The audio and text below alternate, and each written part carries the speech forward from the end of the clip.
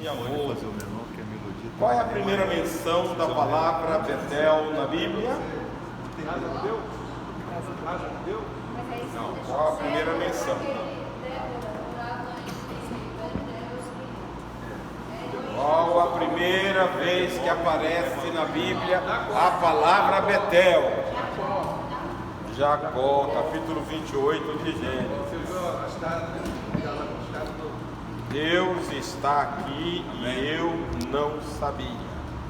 Quando Deus manda ele voltar de Labão, fala: vai para o lugar que eu te apareci.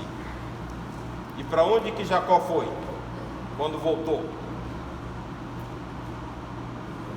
Professor, não tem professor de criança não? A Bíblia diz que ele encontra com Esaú e vai para Siquém. Lá acontece um desastre familiar. A filha dele é estrupada. No capítulo 35, ele junta toda a família e vai a Betel. Ele volta para onde o Senhor havia mandado que ele não foi. E a Bíblia diz que depois que ele chega a Betel, ele quebra todos os deuses estranhos. E o terror de Jacó vai na frente. Em todo lugar que ele passa, todo mundo abre ala e ninguém se opõe a ele, porque a presença de Deus estava com ele. Aleluia. Betel, casa do Senhor, casa de Deus. Vamos ler a Bíblia. 1 Tessalonicenses, capítulo 5, versículo 19. Quem sabe de cor, cita para mim. Esse capítulo 5 de 1 Tessalonicenses, todo mundo deveria saber de cor, hein? Tudo dai graças.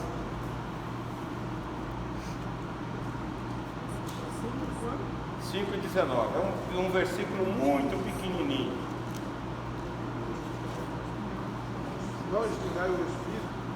Não apagueis o Espírito.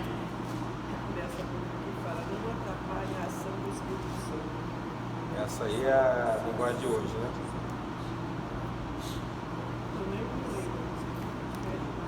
Ele fala: não apagueis, não extinguais o Espírito. É possível apagar o Espírito da nossa vida? Como? Desviando da palavra, da oração. É só enfraquecendo. Você vai dando lugar para apagando.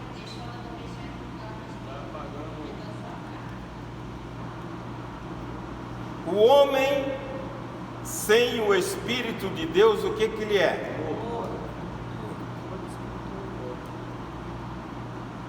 A vivificação nossa espiritual se dá pela vivificação do nosso espírito. Efésios 2:1 diz: e vos vivificou, estando vós mortos em vossos delitos e pecados. Quando nós recebemos Jesus, o Espírito passa a morar no nosso coração. Filho de Deus. A filiação, a identificação de filiação é o Espírito em nós. Romanos 8:9 diz o seguinte: aquele que não tem o Espírito não é dele, mas aquele que tem o Espírito, este é dele. Então, a identificação que nós somos filhos de Deus é através do Espírito.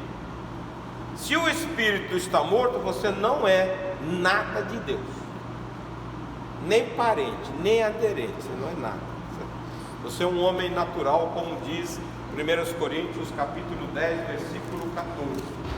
Diz que o homem natural nada entende das coisas espirituais, mas o homem espiritual tudo ele discerne, tudo ele sabe.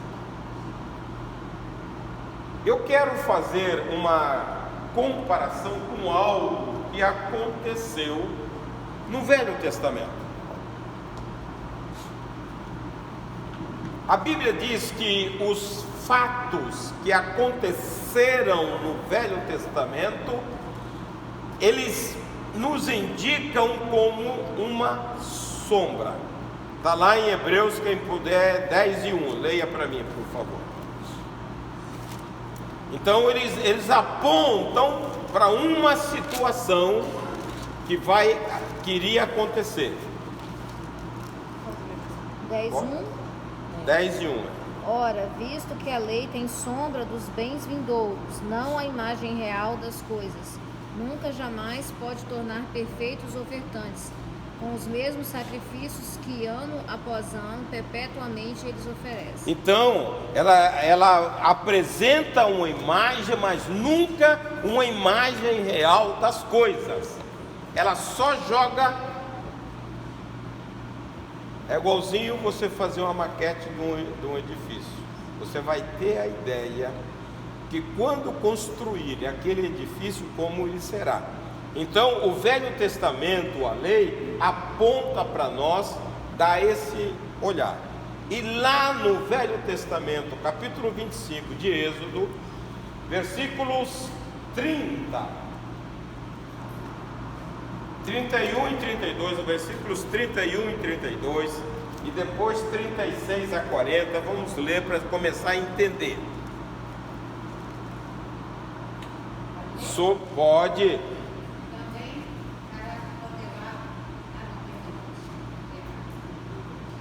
Esse mesmo, também farás um candelabro de ouro puro batido.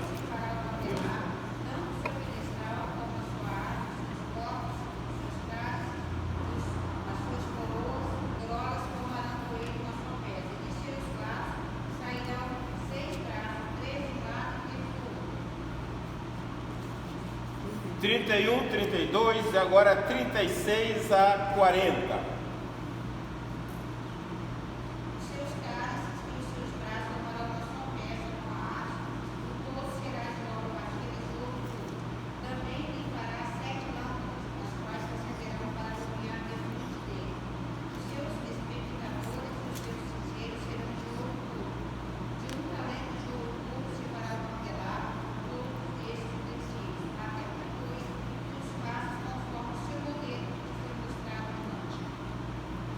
Veja, Deus manda construir o candelabro. Qual é o nome que se dá a esse? Você que comprou muito lá? Menorá. Menorá. Tá? É esse que traz aqui na ceia. Então, Deus manda construir esse candelabro de ouro puro. E esse candelabro, lá no capítulo 27, versículos 20 e 21, diz assim: ordenarás aos filhos de Israel que te tragam azeite puro de oliveira batido para o candelabro, para que haja lâmpada acesa continuamente. E ele diz: na tenda da congregação, fora do véu, que está diante do testemunho, Arão e seus filhos os conservarão em ordem desde a tarde até pela manhã, perante o Senhor, estatuto perpétuo, este a favor dos filhos de Israel pelas suas gerações. Quando Deus estabelece alguma coisa em estatuto perpétuo, lá no Velho Testamento, ele pode ser mudado? Não. Então você tem que fazer associação entre as coisas da lei que joga uma sombra para frente. O que é o candelabro com as lâmpadas acesas? Não apaga o Espírito Santo. Você está entendendo? Então havia uma ordem que aquele candelabro tinha que ser aceso continuamente. Historicamente, o templo de Jerusalém, ele é destruído nos anos 70, com o general Tito. De lá para cá, esse ritual acabou. Mas Paulo, quando ele está dizendo não apagueis o Espírito Santo, ele está fazendo uma simbologia com o candelabro. Hein?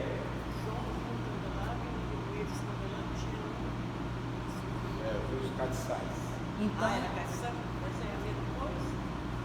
Então esse azeite que ele ordena aqui, que te tragam azeite, É o Espírito. É o Espírito. Mas nós temos que ter isso para não deixar o Espírito apagar dentro de nós. Quer dizer, é o conhecimento da palavra, a oração, não é isso? Veja, Você vai moendo.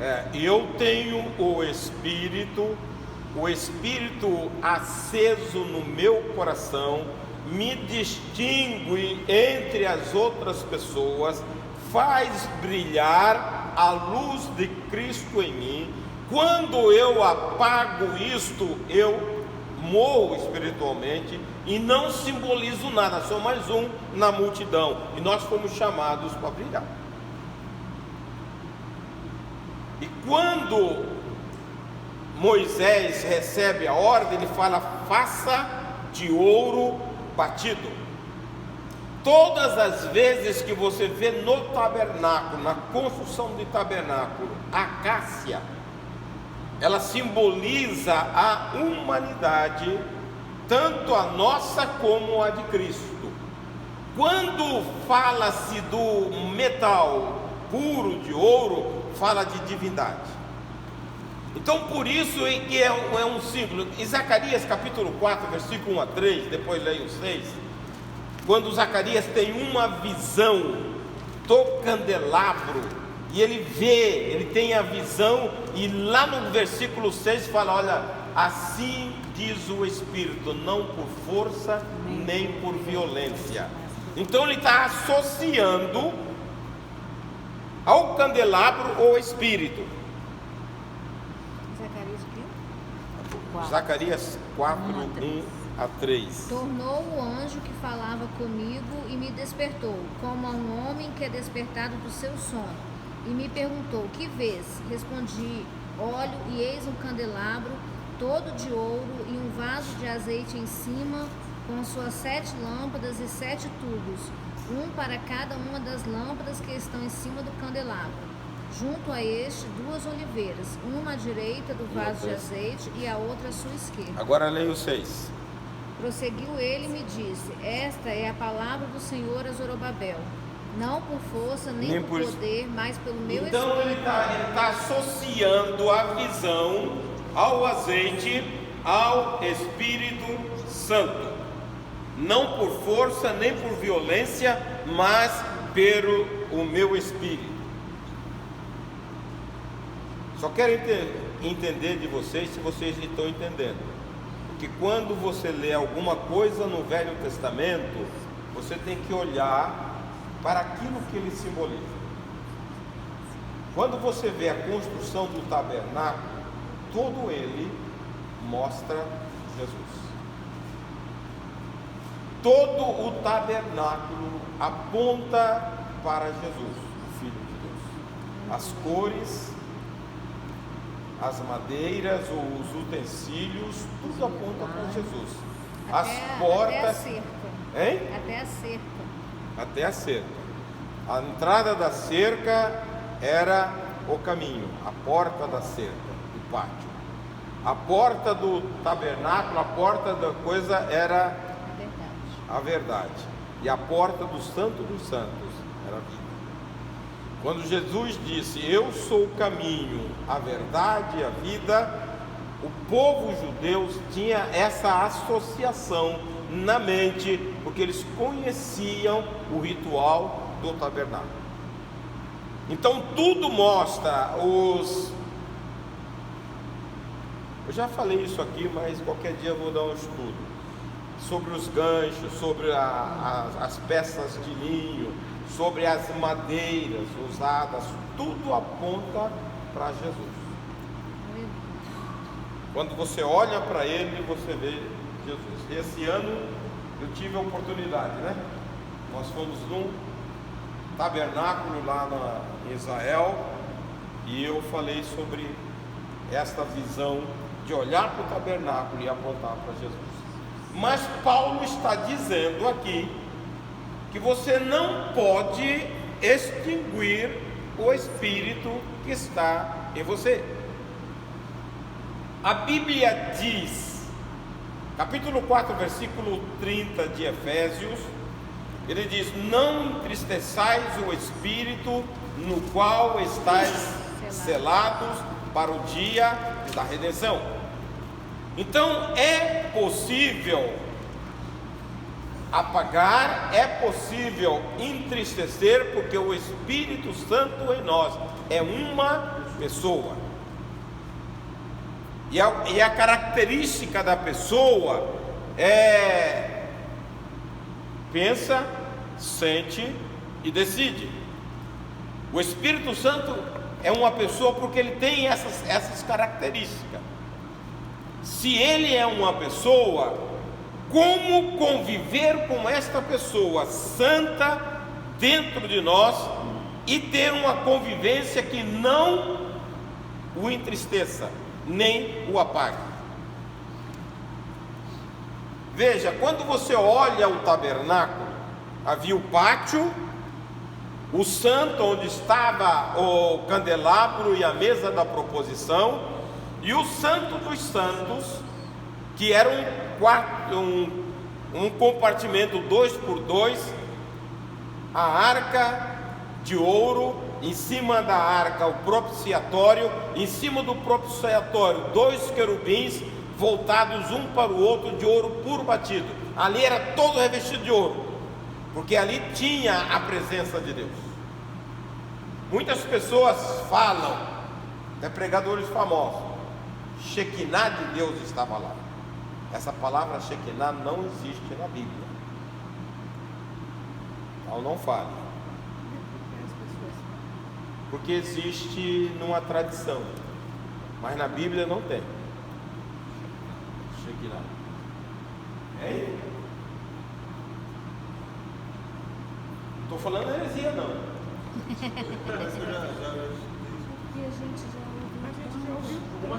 Mas são pessoas que falam porque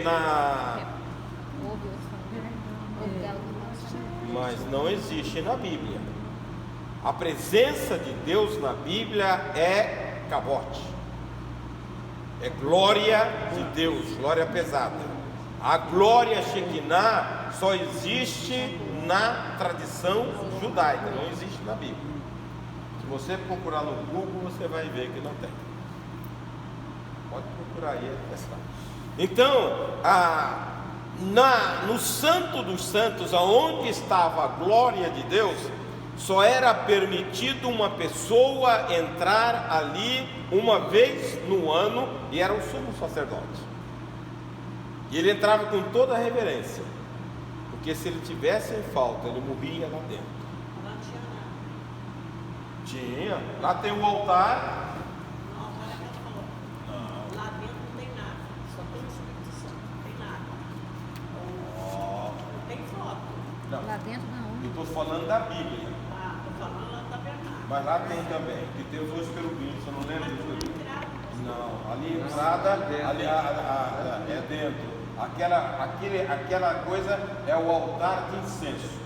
Aí você tem o véu, e atrás do véu você tem o altar e a arca, os 2 querubins na tampa da arca, e é um compartimento de 2x2, todo de ouro.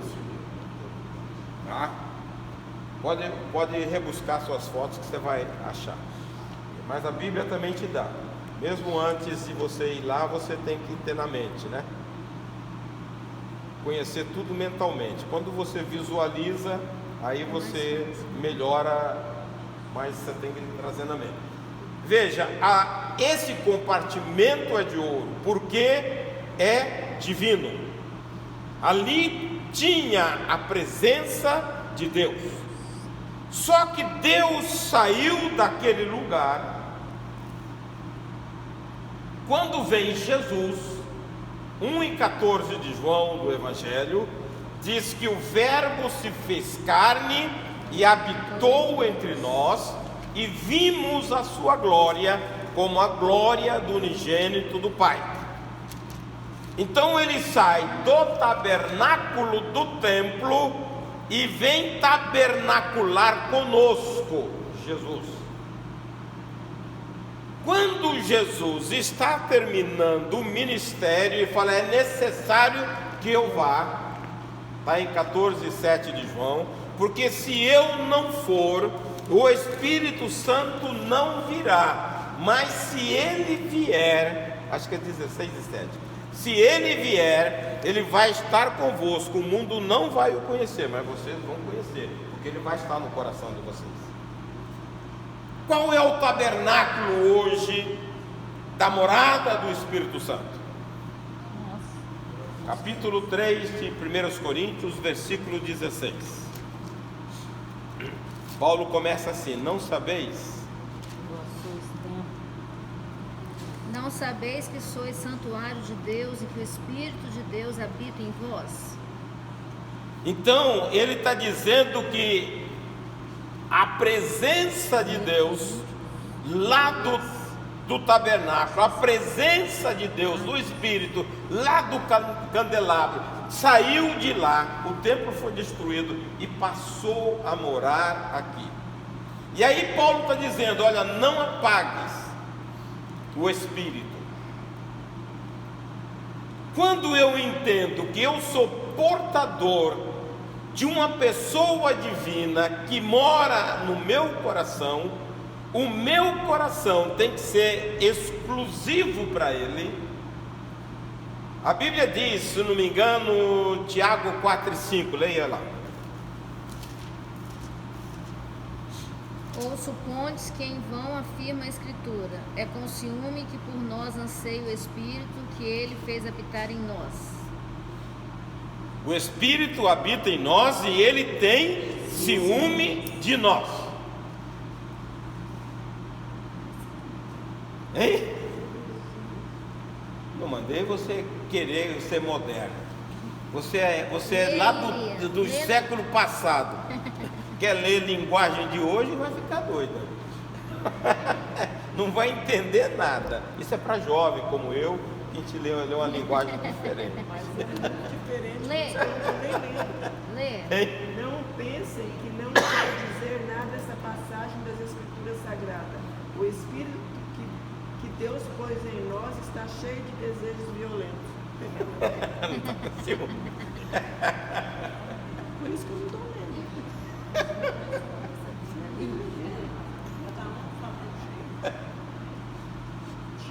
Minha filha, essas Bíblias é só para você consultar de vez em quando para te ajudar nos estudos. Não, mas é interessante que às vezes eu leio assim, aí eu vejo assim, não é possível que está na Bíblia. Aí eu vou na outra versão, entendeu? É bom que desperta. Assim. Desperta, isso aí. Então ele está dizendo o seguinte: o Espírito que habita em nós tem ciúme de nós. Por isso que 1 João 2:15 diz: aquele que ama o mundo, o amor do Pai não está nele. Tiago 4:4 diz: adúlteros e adúlteras. Infiéis. Hein? Fiéis, não compreendeis que a amizade de Deus é amizade de Deus. Aquele, pois, que quiser ser amigo do mundo, constitui-se inimigo de Deus. Esse é Tiago, né? Tiago 4:4. Constitui-se inimigo de Deus. Então, quando você começa a aprofundar os estudos que você hoje é o tabernáculo de Deus, que o Espírito de Deus mora em você, você tem que trazer este lugar como revestido de ouro, puro, sem inclinações para o mal, porque a pessoa que está morando nele é santa. Vocês estão entendendo? Sim. Nós simples mortais, temos uma preciosidade que mora em nós, um divino que é santo. Então veja como que você está tratando esse hóspede no seu coração. Porque se você tiver um coração contaminado, ele vai dar linha. Ele não vai ficar, porque ele é santo. E aí você entristece e você pode apagar o Espírito de Deus em você. Muitas pessoas, irmãos, não levam isso em consideração. Pensa que vida cristã é frequentar a igreja. E não é. Nós precisamos ter atitude, porque nós carregamos Deus em nós. Quando Jesus ressuscita e aparece aos discípulos, está no capítulo 28 de Mateus, ele diz: eu estarei convosco todos os dias, até a consumação dos séculos. É a presença do Espírito em nós, Ele habitando no nosso coração. Então, a Bíblia está dizendo que eu preciso conviver em harmonia com esta pessoa, porque ela tem ciúme e não quer que eu desgarre. Agora eu vou perguntar uma coisa, mas cada um responde para si, não precisa responder para mim. O seu coração é trono da morada do Espírito? O seu coração está sendo ocupado unicamente por Ele e por mais ninguém?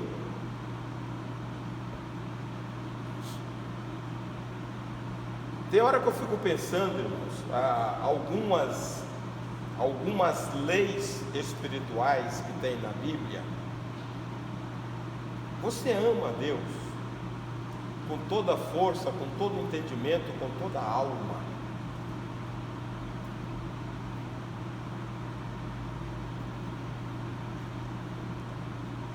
Ou nós desviamos o nosso amor para coisas, para a família, para neto, para cachorro, né? Hoje está assim também. Você tem que dar uma parada de vez em quando para rever certas coisas na nossa vida. Esse ponto que você está colocando aí é o primeiro mandamento que Deus deixou desde a antiguidade. Mas por mais que nós aceitamos a Cristo, isso ainda não está esclarecido. Poucas pessoas têm esse esclarecimento de amar a Deus sobre todas as coisas. Você sabe qual é o grande problema nosso hoje? Nós vivemos num estado de urgência. Você não tem tempo para nada. Há uma recomendação bíblica corroborada com a ciência. A ciência está olhando isso com mais detalhes. Meditação. Quem para meditar na palavra? Você só vai começar a entender isso quando você parar.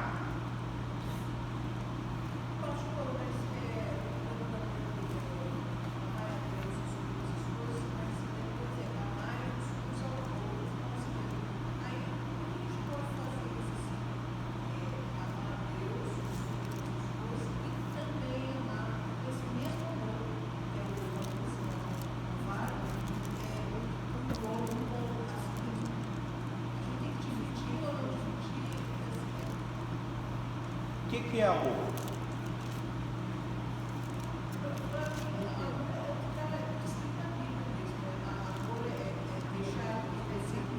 Amor, vou dizer, amor não é sentimento.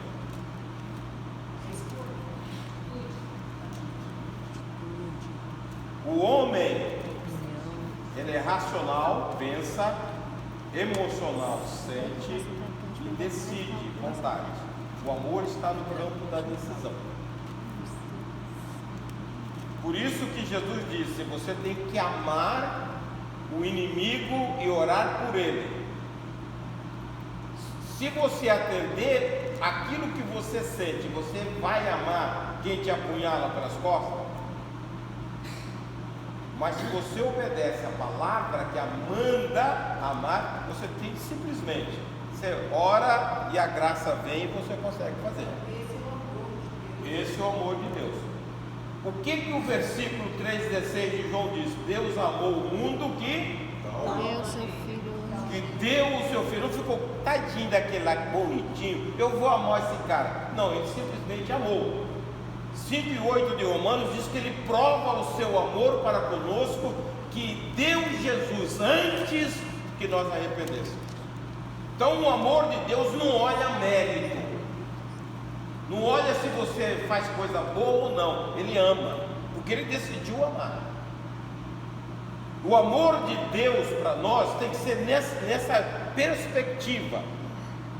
Quando você tem sentimento, o sentimento oscila. Hoje ele pode estar lá em cima, amanhã está lá embaixo.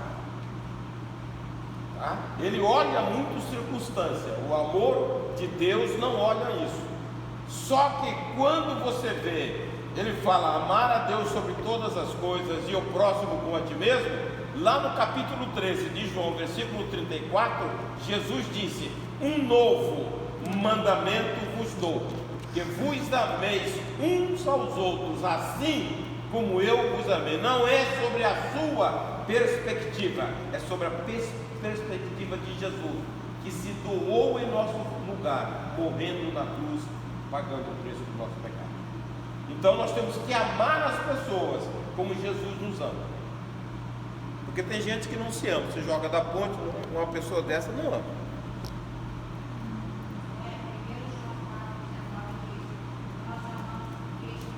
Amou primeiro. Tá? Então, quando você para olhar esse mandamento, você é rodeado de tantas coisas que te distraem. Será que você ama a Deus sobre todas as coisas? Eu falei domingo passado sobre buscar primeiro o reino de Deus. Esse é uma ordem. Muitas vezes nós quebramos um mandamento de Deus e queremos lá na frente que Ele olhe para nós com misericórdia e nos atenda. Mas você quebrou. Vai lembrar de Deus só no final do dia. Olha lá, quando está babando já de sono. Não ora, não lê, não tem nada com Deus. Oh, esqueci hoje. Vai lá, não consegue ler um capítulo. E depois fala que tem compromisso com Deus. Nós temos que amar ao Senhor, apegar-se a esse Deus, porque Ele fez tudo em nosso favor, para nos elevar de lá do lixão, para ser filho dEle. Jesus fez isso por nós. Se você não tiver isso conscientemente, você não vai dar o primeiro lugar ao Senhor. E hoje está muito em voga. Você é muito carola, está muito na igreja. E a briga entre casais por isso. Paulo dizia: eu sou devedor ao Senhor. Irmãos, para viver uma vida cristã, uma vida que desabroche o Espírito em nós temos que mudar as nossas convenções que nós criamos na nossa mente. Se Deus não merece o primeiro lugar na sua vida,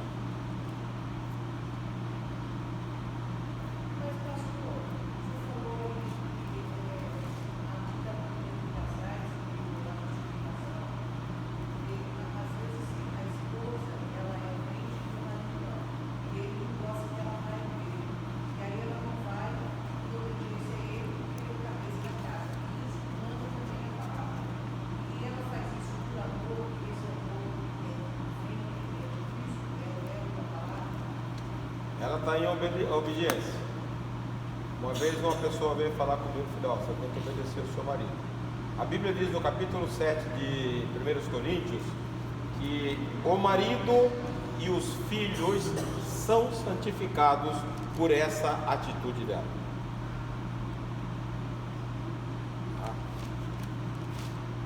Deus vai dar a solução. Não precisa meter burro na porta, não, mas Deus vai dar a solução. Nós temos um Deus poderoso. Aí está desobedecendo. Você está parecendo um brasileiro, quer sempre ter um jeitinho, né? As coisas de Deus é o que está na Bíblia, você não pode ter jeitinho. Ela está certa. Hein? Ela está certa, Nem escondido. É isso aí. Ele não é para o marido, é isso aí. Diga.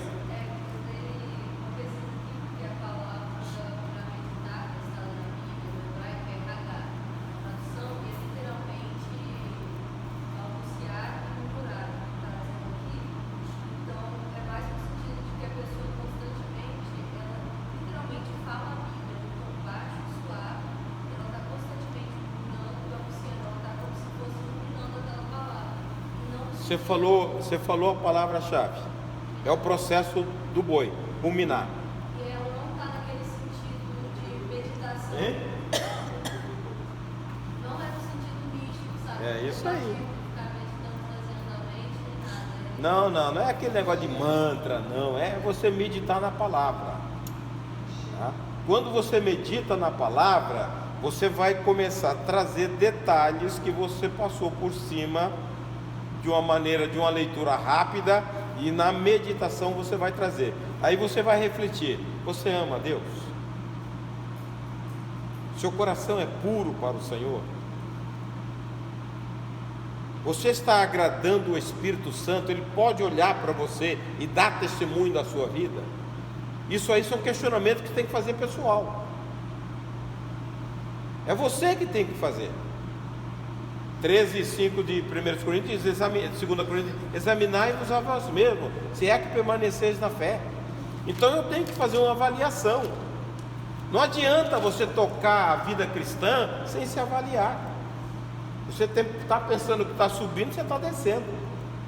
E a pessoa, que frustração, é que a gente só vai pegar de surpresa. Passa a vida toda na igreja e ir para o inferno. E a Bíblia vai ensinando, Efésios 4, a gente leu 30, não entristeçais, expulsão. Aí o 31 fala: toda amargura, ira, cólera, gritaria, blasfêmias e toda malícia seja tirada de entre nós. Isso aí. Então, Maldade, nada, essas coisas que muitas vezes nós cultivamos, porque são coisas do foro íntimo nosso, que ninguém vê: ira, contenda, maldade, malícia, você traz no coração. São obras da carne, está lá no capítulo 5 de Gálatas, versículo 19.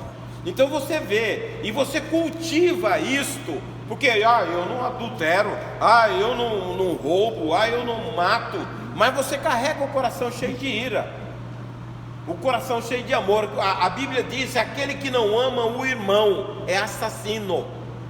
Não precisa andar com a pistola de lado, não, basta que você não goste. Porque a gente tem certos conceitos que choca, porque o mundo, você vai preso, você é julgado quando você mata alguém. E a Bíblia fala que eu posso matar quando eu não amo o irmão. Está lá no capítulo 3, versículo 15, 1 João. Olha essa tradução aqui. Não digam palavras que fazem mal aos outros. Não usem apenas palavras boas que ajudem os outros, mas usem apenas palavras boas que ajudem os outros a crescer na fé e conseguir o que necessitam, para que as coisas que vocês dizem façam bem aos que ouvem. Não façam com que o Espírito Santo de Deus fique triste, pois o Espírito é a marca de propriedade de Deus colocada em vocês. Tá? Então, é o Espírito que faz a chancela a nossa vida. Eu falo tanto que eu esqueci até onde. Eu sei o seguinte: a marca que nós temos está lá em Efésios 1:13. Quem dá é o Espírito, o carimbo. Essa é a propriedade de Deus. Eu fiz até uma comparação com as marcas que as pessoas fazem hoje através de tatuagem. Foi na classe, né? Que a marca que nós temos dada pelo Espírito é respeitada no mundo espiritual. O capeta respeita, ele não toca em nós, porque nós temos uma marca que Deus nos chancelou. Tá? Pode ler, leia 1:13 aí de Efésios. Essa Bíblia sua deve ser legal. Em quem também vós, depois que ouvistes a palavra da verdade, o evangelho da vossa salvação, tendo nele também crido, foste selados pelo Espírito Santo da promessa. Mas primeiro ouviu a palavra. Tem que ser através dela. Tá? E aí você é marcado. E essa marca no mundo espiritual é uma marca que respeito, porque você é propriedade. 2:9 de 1 Pedro. Vós sois a geração eleita, o sacerdócio real, a nação santa, povo escolhido para o Senhor.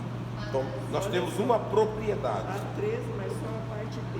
E Deus pôs em vocês a sua marca de proprietário quando lhes deu o Espírito Santo, Tá aí, tá claro. para que ele havia prometido. Tá vendo? Tá O claro. Espírito Santo é a garantia de que receberemos o que Deus Prometeu. Então o Espírito Santo é a garantia. Ele vai te dar o que está na Bíblia como recompensa para você. É garantia. Tá vendo? Agora gostou, né? E isso nos dá a certeza de que Deus dará liberdade completa aos que são seus. Portanto, louvemos Ao Senhor. Louvemos ao Senhor. Veja, a gente tem que tomar muito cuidado sobre o nosso coração ser o tabernáculo de Deus. Quanta ira você guarda no coração? Quanta fúria?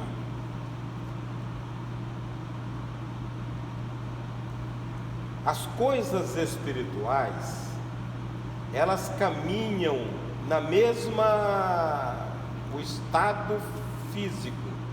Dois corpos não podem ocupar o mesmo espaço.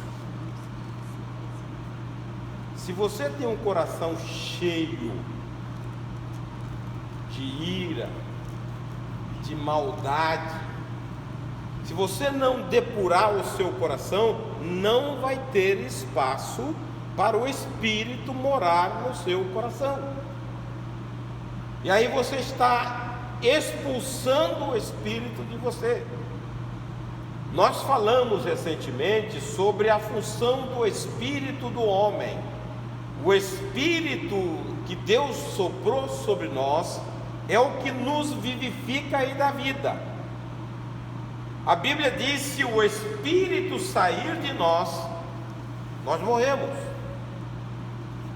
Jó no capítulo 33, verso 4 diz: o sopro do Todo-Poderoso me deu vida. Provérbios 20 e 27 fala que o Espírito do homem é a lâmpada que Deus tem dentro de nós para conectar o Espírito dele ao nosso Espírito. Leia aí, Provérbios 20 e 27.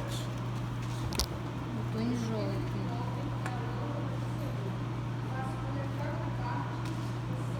aqui. Isso aí, vasculha cada parte. Então o Espírito do homem é a lâmpada do Senhor. A minha conexão com Deus é através do meu espírito, espírito humano. Esse espírito humano, que sem Deus é morto, a hora que eu recebo a injeção do Espírito Santo, ele é vivificado.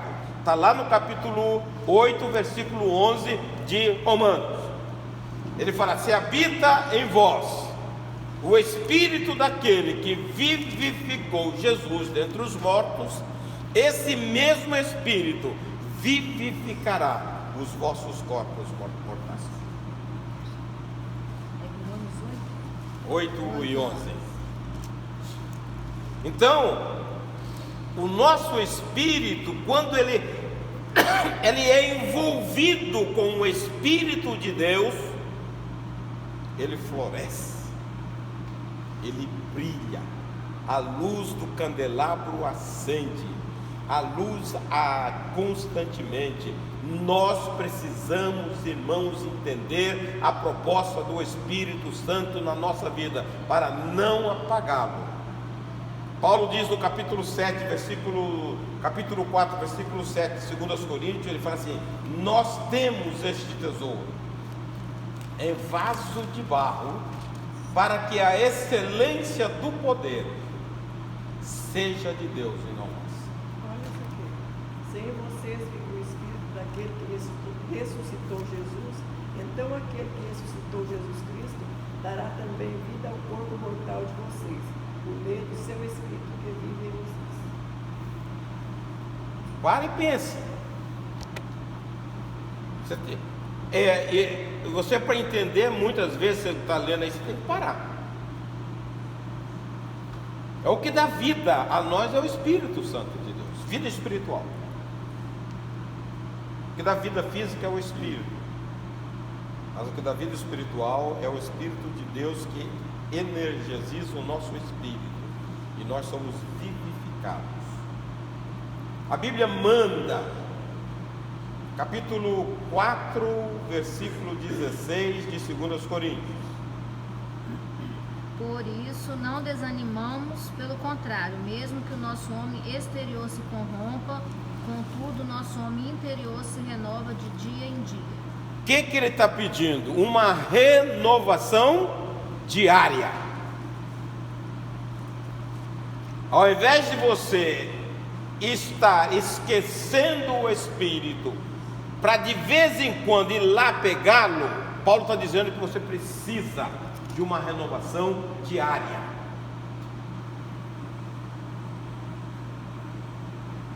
Se você não ora diariamente, e aí? O negócio pega, hein? Pega bem, só não orar. Se a gente não tem tempo nem de orar, Senhor, eu agradeço o alimento, pum, já está comendo. Senhor, eu agradeço o dia, pum, já está dormindo. Como você vai renovar o Espírito diariamente? É a presença de Deus. Qual o tempo que você usa para estar na presença de Deus, gente? Muita gente está secando espiritualmente porque não tem tempo para o Senhor. Se você não curtir vida espiritual, você vai secar, irmãos. É triste falar, mas é a verdade. Mas por isso que às vezes a gente vê as pessoas desistindo pelo caminho, a gente fala, mas fulano, mas não é daquela hora. É que vai deixando, Vai abandonando. aí não tem mais força para voltar.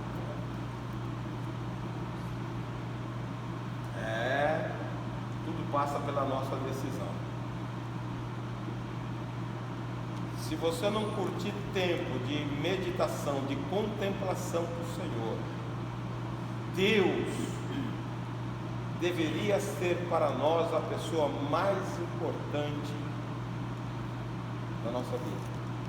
E nós não destacamos o Senhor assim. Nós temos Deus como um último socorro. Quando a coisa está feia, aberta, Deus não é para isso. Deus é para se relacionar. Deus é um ser relacionável. O prazer de Deus é estar conosco. Chegai-vos a Deus e Ele chegará a vós. A ação é minha, eu tenho que fazer algo intencional para estar na presença de Deus. A Bíblia diz, capítulo 6 e 17 de 1 Coríntios: quando eu me rendo ao Senhor, eu me torno com Ele um só Espírito. Eu preciso, irmãos. Senão eu vou entristecer, senão eu vou apagar, senão eu vou...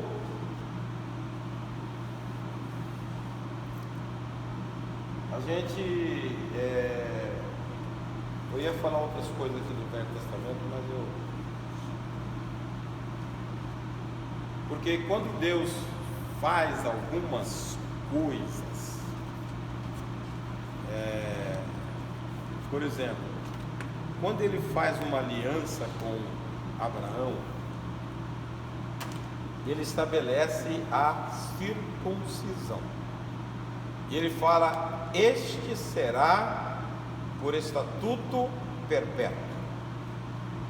A circuncisão foi abolida? No coração, mas ela existe. Ele fala também do incenso que seria em estatuto perpétuo. Esse incenso foi abolido? A Bíblia mostra isso como oração. Lá em Apocalipse 5:8 fala que é a oração do justo que estão diante do altar de Deus como incenso. Por quê? Porque Deus falou como estatuto perpétuo. O nosso Deus é um Deus eterno. Ele não quebra sequência no meio do caminho. O que Ele estabelece lá é para lá. Tudo que Ele fala, você pode ver, não tem um ritual, mas tem um simbolismo. A Bíblia diz que a circuncisão é feita no meu coração. Está lá no capítulo 2, versículo 28 e 29 de Romanos. E capítulo 2 de Colossenses, versículo 11 e 12. Ele fala dessa circuncisão que é feita no nosso coração. Porém, judeu é aquele que o é interiormente. E circuncisão a que é do coração, no espírito, não segundo a letra, e cujo louvor não procede dos homens, mas de Deus. Então, as coisas existem porque foi estabelecido como regra perpétua, como regra eterna. Então, hoje, o nosso coração tem que ser circuncidado sem inclinação. Agora, como é conviver no mundo de muitos atrativos para nos prender? Tem muita gente já enrolada com as atrações do mundo. Tem muita gente já engodada, não sai mais. A teia é igualzinha a uma teia de aranha. Ela vai costurando por volta, depois o animal está preso. Tem muito crente já preso, porque não vigiou, não orou e hoje está preso. Ele é meramente um religioso, cumpridor de tabela. Ele não tem uma proximidade de Deus. Ele não curte Deus como o Deus eterno. Por quê? Porque ao longo do tempo nós deixamos ser engodados. Essa é a palavra, aquilo que vai nos rodeando devagar até nos prender. E nós devemos ter cuidado, senão nós vamos entristecer e apagar o Espírito. O nosso Espírito precisa, irmão, de uma renovação diária. Quantas pessoas foram batizadas com o Espírito Santo e nunca mais falaram em língua? Para que foi batizado? A Bíblia diz que quando Deus nos batiza, Ele quer que você utiliza. O único dom pessoal é línguas. Quem fala em línguas edifica-se a si mesmo. Quem profetiza edifica o outro, mas quem fala em línguas edifica a si mesmo. Quem ora em língua, 14:14 de 1 Coríntios diz: ora bem e de fato, porque quem fala em línguas fala a Deus, porque somente Deus entende, ninguém mais. Então sai do meu espírito uma expressão para Deus.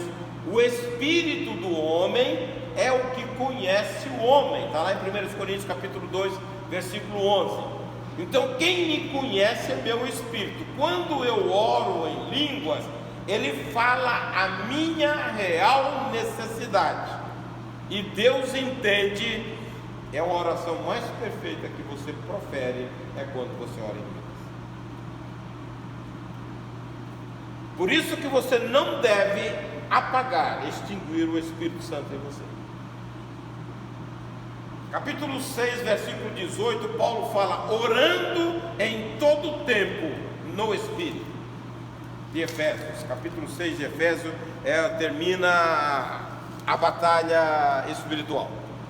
Ele fala: orando em todo tempo no Espírito. Lá no versículo 20 de Judas, ele diz: orando também no Espírito. Então eu preciso, essas são recomendações da Bíblia, eu preciso estar com o Espírito Santo vivificado no meu coração e não apagado. Não extinguai o Espírito Santo, não entristeçais o Espírito Santo, no qual está estelado para o dia da redenção. Vamos entender, irmãos, a santidade do Espírito, porque Ele é Deus, morando em nosso coração. Limpe o coração. Capítulo 1, versículo 21, diz que a palavra de Deus, quando eu abrigo a palavra no meu, de Tiago, quando abrigo a palavra no meu coração, ela é poderosa para limpar os vestígios do mal. Só a palavra de Deus. Salmo 119 diz: como purificará o mancebo o seu caminho, guardando a palavra no coração. Nós temos o remédio, nós temos a solução.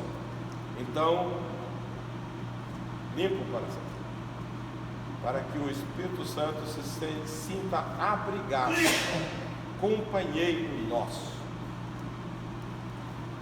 Aí ele vai te ensinar, ele vai te revelar, ele vai te iluminar. Quando você fala de candelabro, você tem a expressão de Jesus: eu sou a luz do mundo. Quem me segue não andará em trevas. Quando nós temos a presença do Espírito, nós temos a iluminação de Deus. Amém?